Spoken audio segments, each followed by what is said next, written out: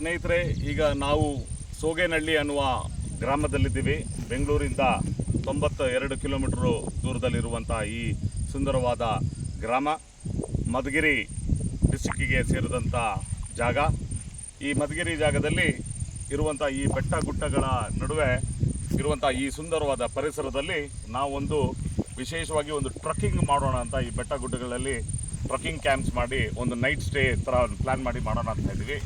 ಇಲ್ಲಿ ನಾವು ಉಳ್ಕೊಳ್ಳೋಕ್ಕೆ ಒಂದು ಸುಮಾರು 70-80 ಜನ ಇರುವಂಥ ಜಾಗವನ್ನು ಮಾಡಿದ್ದೀವಿ.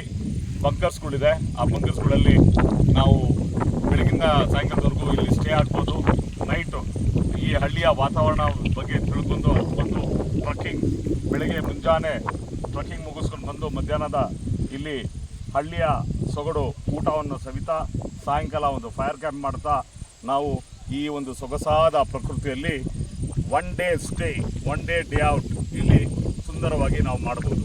ಸೊ ನೀವು ಮತ್ತು ನಿಮ್ಮ ಸ್ನೇಹಿತರು ನಮ್ಮ ಕೆಳಗೆ ಕೊಟ್ಟಿರುವಂಥ ನಂಬರ್ಗಳಿಗೆ ಕಾಂಟ್ಯಾಕ್ಟ್ ಮಾಡಿ ಈ ಸ್ಥಳವನ್ನು ನೋಡಿ ಒಂದು ದಿವಸ ಒನ್ ಡೇ ಔಟ್ಗೆ ನಿಮ್ಮ ಮಕ್ಕಳು ಫ್ಯಾಮಿಲಿ ಬಂದು ಪರಿಸರದಲ್ಲಿ ಎಂಜಾಯ್ ಮಾಡಿ ಒಂದು ದಿವಸ ಇದ್ದು ಹೋಗ್ಬೋದು.